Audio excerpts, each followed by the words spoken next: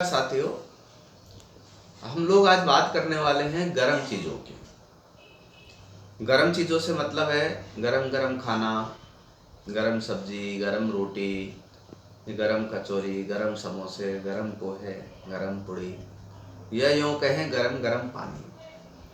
तो ये हमारी बॉडी के लिए, आपने देखा होगा बहुत से लोग सवेरे सवेरे बहुत गर्म पानी का प्रयोग करते हैं, बहुत से लोग खाने के बाद गर्म पानी का प्रयोग करते हैं। तो कई दृष्टि से इसके लाभ भी हैं और कई दृष्टि से इसमें सावधानी भी रखनी जरूरी है। तो बेसिकली गर्म पानी का प्रयोग करना क्यों चाहिए, एक तो सवाल ये उठता है।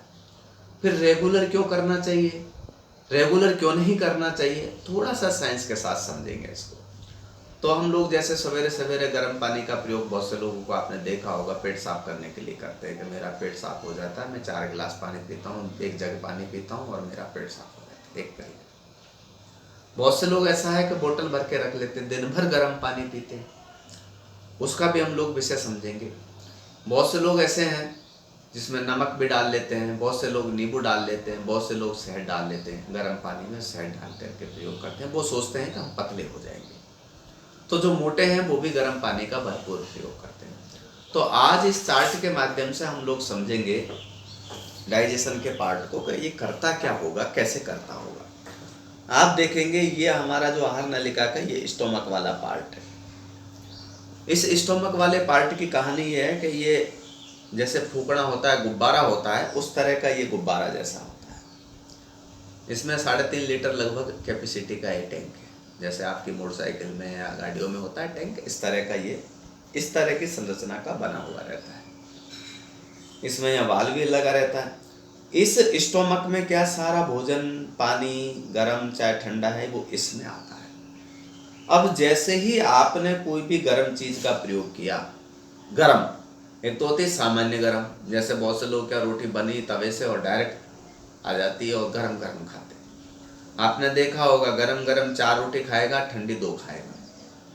तो ठंडी 2 क्यों खाता है, गरम 4 क्यों खा जाता है? क्योंकि उसको ऐसी भूख लगती नहीं है कि गरम रोटी से भूख बढ़ गई हो। भूख का रोटी से ज़्यादा संबंध नहीं है, लेकिन खाता ज़्यादा है। खाने का संबंध अलग विषय है। तो कैसे होता है ये स्टोमक का पार्ट है। इस स्टोमक में कोई भी चीज़ गरम डालते हैं तो ये फैल जाती है। जैसे गुब्बारे में आप पानी भरिएगा, होता छोटा सा है लेकिन 1 बाल्टी पानी ग्रहण कर सकता है।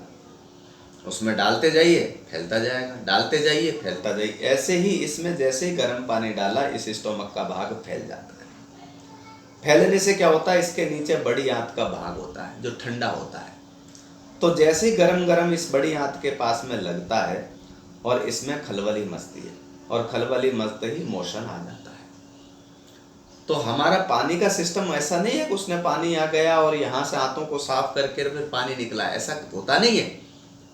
क्योंकि इस संरचना में तो बहुत समय लगता है, 2.5 घंटे तो भोजन को बाहर निकलने में लग जाते हैं। तो ये जैसे हम आज भोजन किया है, इसको 18 से 22 घंटे लगेंगे बाहर निकलने में। ऐसा नहीं है कि आज का भोजन अभी किया और भोजन आ गया। ये गर्मी से स्टोमक का भाग बढ़ता है और बड़ी आंत के नीचे जो ठंडा रहता है उस पर गर्म लगते ही वो खलबली मचती है और मोशन आ जाता है। इसलिए आपने देखा होगा बहुत से लोग जो भोजन करते ही मोशन को जाते हैं, वो इसी कारण से जाते हैं कि वो गरम गरम सब्जी, गरम रोटी, गरम पोहा, गरम चमचा, जो भी गरम चीज डालते हैं वो इससे ये भाग हो जाता है। इसलिए सवेरे चाय पीता है कि मेरा पेट साफ हो जाता है, इसलिए गरम पानी पीता है कि मेरा पेट साफ हो जाता है। इसलिए वो गर्म पानी के प्रयोग स्टोमक को बढ़ा देते हैं, स्टोमक के भाग को बढ़ा देते हैं। बढ़ाने से फायदे तो क्या है कि जिनको जैसे डकारें आ रही है, स्टोमक का भाग भरा हुआ है, ऊपर की ओर डकारें आ रही है, बहुत भारी लगता है भोजन करने के बाद में, तो स्टोमक को बढ़ा लो, भारी लगना बंद हो जाएगा। आप पाचन क्रिया को नहीं बढ़ा रहे हैं, केवल स्टोमक के भाग को बढ़ा रहे हैं। तो ये समस्या तो सॉल्व हो गई। पहले कहता था मैं 2 रोटी खाता, मेरे को ऊपर से आती रहती थी। अब मेरे 2 रोटी खाता हूँ तो बढ़िया आराम रहता है, कोई दिक्कत नहीं, और मेरा पेट भी साफ हो जाता है। तो ये बड़ी आंत में गर्मी पैदा कर देता है जहाँ गर्मी नहीं होनी चाहिए। अब जैसे जैसे इसमें गर्मी पैदा होती जाएगी, धीरे धीरे ये भाग गर्म रहने लगेगा, तो मोशन 3-4 बार आने लगेगा। फिर इसमें ही भोजन को एब्जॉर्ब करने की कैपेसिटी होती है। पाचन क्रिया की जो सारी रस क्रियाएं होती है वो आंत में होती है। आंत भोजन में से रस को खींच करके पूरे शरीर में डिस्ट्रीब्यूट करती है। लेकिन अब आंतों के गर्मी होने से वो रुकती नहीं है। आपको 3-4 बार मल जाना तो इस भाग से मल जाता रहता है, तो शक्ति की कमी हो जाती है, न्यूट्रिशन वैल्यू कम हो जाती है। Vitamin D, vitamin E, vitamin C, vitamin K, उनकी कमी होने लगती है। और इस गर्मी की वजह से धीरे धीरे ये भाग गर्म रहता है और पाइल्स का भाग गर्म होकर के बाहर आ जाता है, तो गर्मी से पाइल्स भी हो जाते हैं।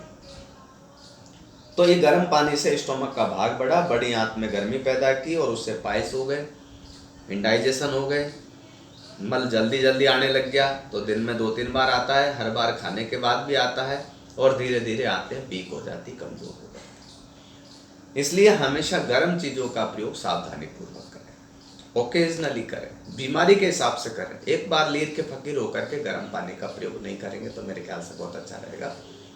आज के लिए इतना ही, फिर कल और चर्चा करेंगे उपचार के बारे में।